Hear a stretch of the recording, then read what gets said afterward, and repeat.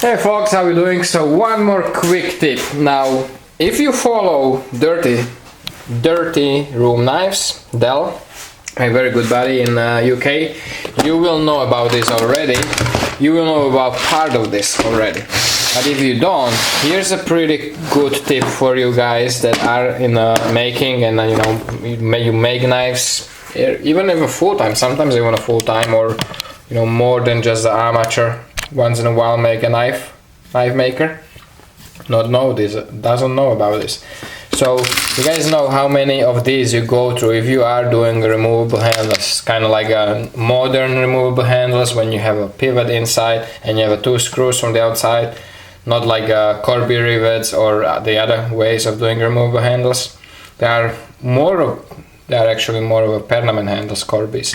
These are like kind of nowadays removable handles. We have the pivots inside, and you guys know that these are expensive. Now if you go to my folding tray here, these are actually regular hardened pivots from stuff like stores like Knife Kits. They are actually hardened and they will run you about $2 a piece, and that is if you buy more. If you buy only like couple, it's actually like $2.30 or $2.25, something like that. Pretty expensive. They do come, when you buy them like that, they do come with the screws. Now you can buy these. These are nice and good quality stainless steel, actually very, very precise, which I was pleasantly surprised when I got these. And these are shorter. These are 3/8 of an inch. Why it doesn't want to focus? It's a 3/8 of an inch. That is more ideal for fixed blade handles because you don't have to shorten them, because the other ones are 1/2 inch.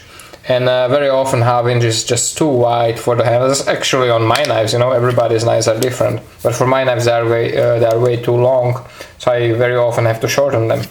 These I don't. These are like the ideal length, for the screws, and you have to countersink the screws and everything. The combination of all the factors that you do with the fixed blades, these are ideal.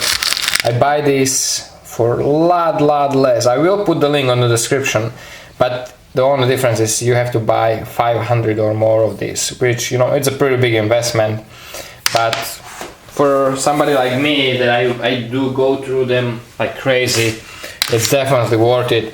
And I'll see, my offer, Dell is offering, he's helping out the UK knife makers.